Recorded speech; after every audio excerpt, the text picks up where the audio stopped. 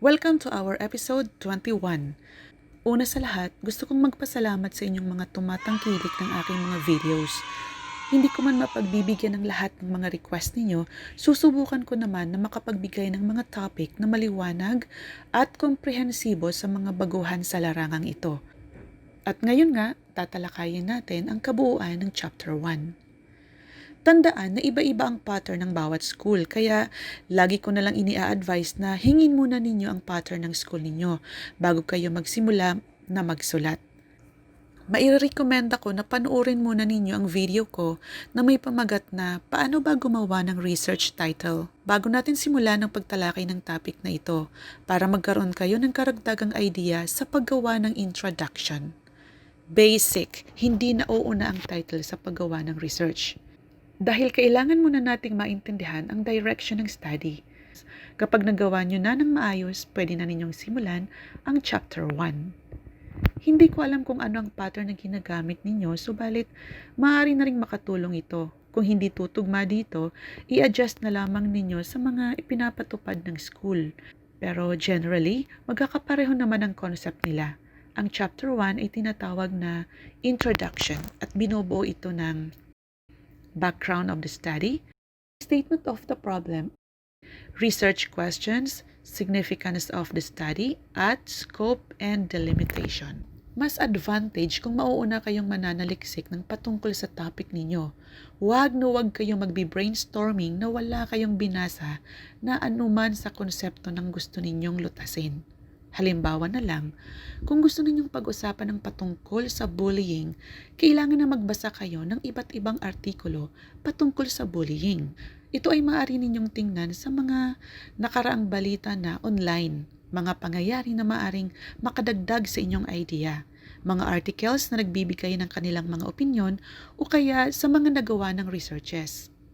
Pero yung pag-research ninyo online ay hindi kayo binibigyan ng freedom na mag-plagiarize kasi maraming software ngayon ang nagkalat upang makita kung ang isinubmit ninyo ay hango sa isang website. At kapag napatunayan ito ng teacher o professor ninyo, maaari kayong mapatawan ng parusa na ipinatutupad ng school.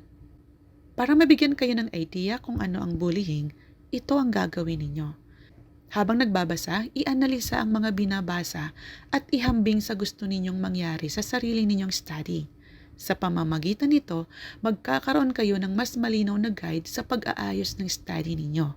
At pangalawa, lahat na nabasa ninyo sa inyong ginawang mga pananaliksik ay isuggest sa time na nagbi-brainstorming kayo. Pangatlo, maaari kayong gumawa ng concept map para makita ng malinaw kung saan patungo ang study ninyo at ang mga attached concern nito. At mas maganda, kung may mapipili na kayong theory ng study ninyo dahil malaki na ang maitutulong nito sa pagbuo ng concept ninyo. Pwede ninyo siyang i-review sa video na ito. Lahat ng ginagawa ninyong paliwanag sa brainstorming ay i-organize ninyo at yon ay ilalagay ninyo sa inyong background of the study. Hindi masasayang lahat ng effort na ginawa ninyo, lalong-lalo na sa time na nag-brainstorming kayo. Maaring ninyo itong ilagay sa inyong background of the study. Okay, pag-usapan natin. Ito ang dapat ninyong focus. Number 1, ipaliwanag ninyo kung bakit yan ang napili ninyong study. Number 2, i-highlight ninyo kung ano ang focus ng study at i-discuss ang mga related na concepts. Pangatlo, maaari kayong maglagay ng mga quotes o opinion ng mga authors na nabasa ninyo. Pero huwag kalimutan pangalanan ng author o mga authors na gumawa nito. Pang-apat, magbigay kayo ng mga specific na pangyayari o incidents sa lugar na pagdadausan ninyo ng pag-aaral para ma-justify kung bakit kailangang pag-aralan ang topic ninyo doon. Number 5, nararapat na organize ang pagkakasunod-sunod ng inyong idea sa background of the study. I-analisa kung alin dapat ang mauuna ninyong i-discuss at ano ang pinakahuli. Nasa estilo na yon ng mga manunulat, basta't wag lang uulit-ulitin. Halimbawa, nabanggit mo na sa unang paragraph yung certain point about bullying, uulitin mo na naman ulit doon sa panglima. Hindi po ganon. Dahil yung pang-anim, nararapat na ang bawat paragraph ay naglalaman ng iba't ibang konsepto na magbibigay linaw sa study mo. Hindi inuulit-ulit para dumami ang word count. Tandaan, hindi kailangang marami ang word count para masabi na marami kang inilagay. Mahalata rin naman kasi yan ng teacher ninyo kung may relevance ang mga concept na inilagay ninyo sa study ninyo o wala. Wala sa dami ng words ang husay ng research, nasa linaw ng discussion at direction. Ang importante sa research ay maayos mong naipapaliwanag ang mga konsepto. Number 7, ang background of the study ay mayroong at least 1 to 3 pages. Pangwalo, tandaan, 2 beses isusulat ang chapter 1, sa oras ng proposal at sa final defense. Sa oras na magpo-propose pa lamang kayo, lahat ng content sa study ninyo ay nararapat na naka-future tense. Like, this study will, this study shall. Kapag isinulat mo sa final defense, nararapat na naka-past tense na ito. Okay? Pangalawa ay ang statement of the problem. Ang statement of the problem ay minsan makikita mong ginagamit din na research problem. Huwag kayong mag-alala, pareho lamang sila. Ang hindi pareho ay ang statement of the problem at ang research questions. Ang statement of the problem ay ang pagtukoy ng mga reasons kung bakit mo kailangan pag-aralan ng study mo. Ito ay naipaliwanag ko na ng separate sa nagdaang video na may pamagat na statement of the problem, research questions at research objectives.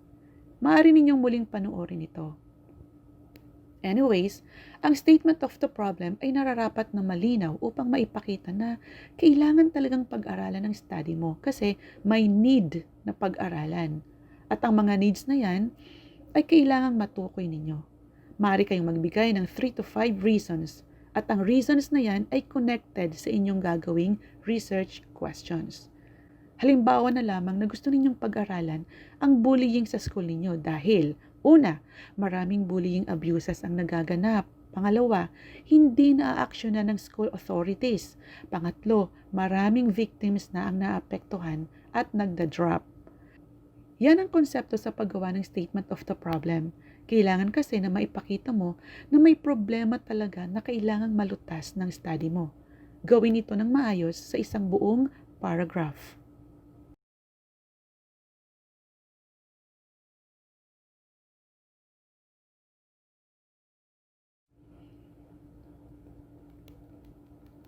Pangatlo ay ang research questions. Nauna ko nang sinabi sa 2 nagdaang video na ang research questions ay kasudlong ng statement of the problem. Maaari ninyo itong tingnan dito. Sa paggawa ng research questions, ito ang nararapat na tandaan. Number 1, ang research questions ay nararapat na connected sa introduction at statement of the problem. Kung ano ang mga napag-uusapan ng mga concerns doon ay nararapat na linawin sa research question part. Ito ay ang mga bagay na gusto mong malutas at idadaan mo sa pagtatanong.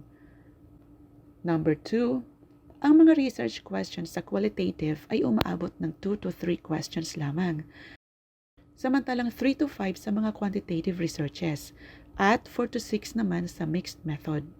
Pangatlo, ang mga questions na gagawin ay nararapat na pag-isipan. Pang-apat, nararapat na sa paggawa ng questions, isaalang-alang natin na magsisimula tayo sa mababaw na question, patungo sa main question, at magtatapos tayo sa kung ano ang maaring mai-contribute ng ating research.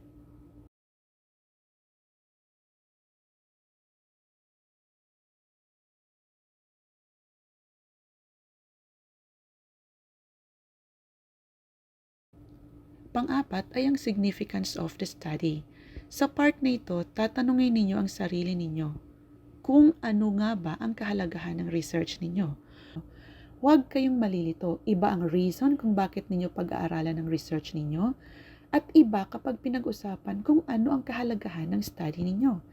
Ang reason, may nakikita kayong problema, samantalang sa significance, may nakikita kayong solusyon. Subalit ang significance of the study ay so much related sa statement of the problem. Tandaan na sa part na ito, ipapakita ninyo kung sino ang makikinabang ng research ninyo. Gawin nating halimbawa yung sa bullying sa statement of the problem.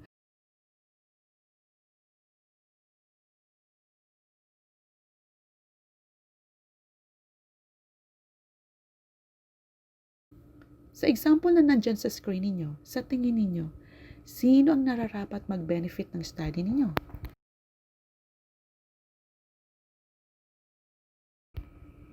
Siyempre, una sa lahat, yung mga students, both bully and victims. Pangalawa, yung school. Maaring pag-usapan yung policies, teachers, guidance. Ano pa kaya sa tingin nyo? Pangatlo, yes, tama, parents. Hindi kailangang marami o kaunti. Ang kailangan ay matukoy lamang kung sino ang benefited ng study mo. At nasa sa inyo ito kung ano ang mga ma-identify ninyo. Gawin ito sa isang buong paragraph.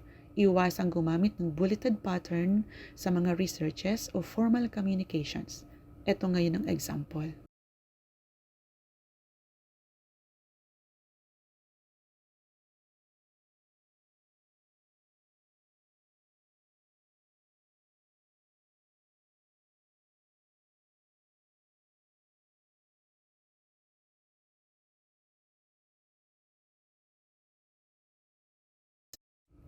If you will notice, na andyan yung concern patungkol sa mga estudyante, sa school at sa parents.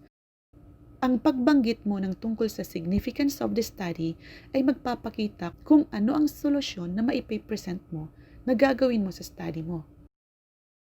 Panglima ay ang scope and delimitation. Maraming paliwanag meron dito pero hindi mo na kailangang malito. Tandaan mo lang na ang ilalagay mo ay ganito. Number 1, ano ang sakop lamang ng study mo? Bigyan mo ng chance ang iyong readers na maipakita na kung hanggang saan lamang ang sakop ng study mo. At sa pagbanggit mo ng nasa sakop ng study mo, mabibigyan na din ito ng limitasyon. Pangalawa, ano ang mga bagay na nararapat gawin sana sa study pero hindi mo na magagawa?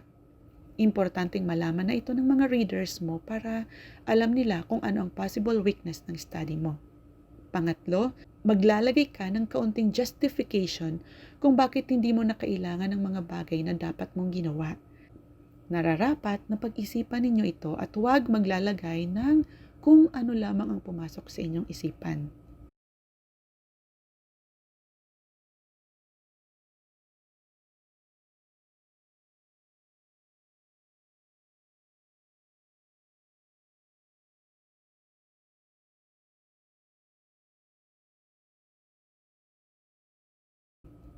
Ito ang example during the proposal stage.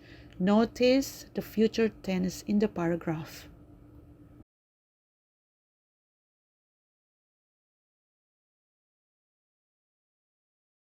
O kaya, pwede din naman ito.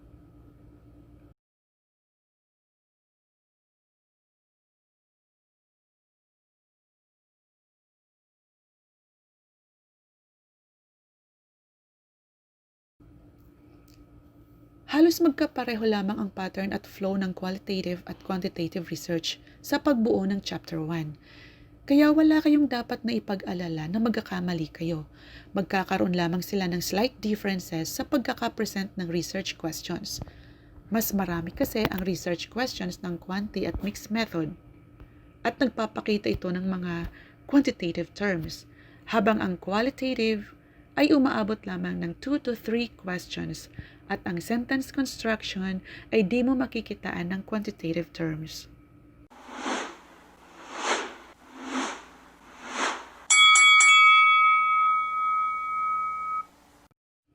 Nararapat na ulit-ulitin ninyong basahin ang chapter 1 ninyo.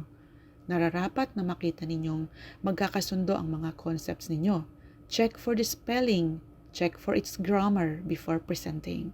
Of course, number 3, ipabasa ninyo sa iba para makita kung may mga mali pa sa idea or kung may magkakasalungat na idea. Take note, ipabasa ninyo doon sa alam ninyong alam ang ginagawa nila. Kung hihingi kayo ng favor sa teacher ninyo o kung kanino man, huwag kalilimutang magbigay kayo ng tokens. With this in mind, you are good to go.